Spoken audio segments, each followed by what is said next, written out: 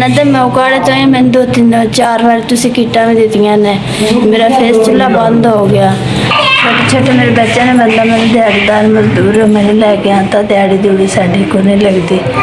मेरा सेहत कार्ड बंद हो गया जी। मैं तो गुरुद्वारे कराते हैं आधे घर दी चीज़ा बेच बेच के मैं डायलिसिस करा के घर गया। मेरा फेस चूल्हा बंद हो गया। फेस चूल्हा मेरा बंद हो गया। 6 दिन हो गया मेरे डायलिसिस नहीं हुए। ना बह सकनी, सांस मेरा खराब है, ना लेट सकती हैं। मेरे को लैन पवाने की हिम्मत नहीं है। मेरे फेस चूल्हे पवाने की हिम्मत मैंने तो फिर सस्ती पै जाती। मैं फेस चूल्हा उस तो महंगा मेरे कोई काम ही नहीं करा सकती, ना लैन पवा सकती है ना मैंने तुसी किटा दे के दे गैस मैं डायलिसिस करांदे रही हैं। ना मेरे को किटा ना मेरे को सेहत कार्ड ना दवा के मेरा फेस चूल्हा रहा। जितनी जल्दी हो सके मेरे जाके पा के डायलिसिस करो तो मेरी कोई मदद करो। मैं उकाड़े एड्डी दूरों आई हूँ तुहाडी आस्ते।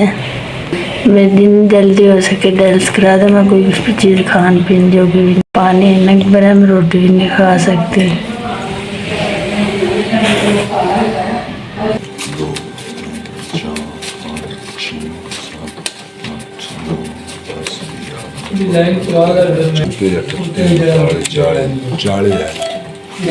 ऐस तुसी मेरी 40,000 की मदद की है।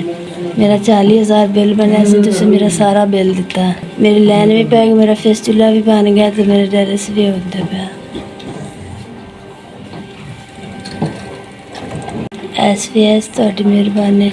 इस महीना 1.5 हो गया तुसी मेरा सारा बनया। तुसी उकाड़े विच मैनूं किटां भी दित्तियां ते मेरी मदद भी की। तुहाडियां मुटकियां किटां तो बाद देख भी मैं डायलिसिस नहीं करा सकती।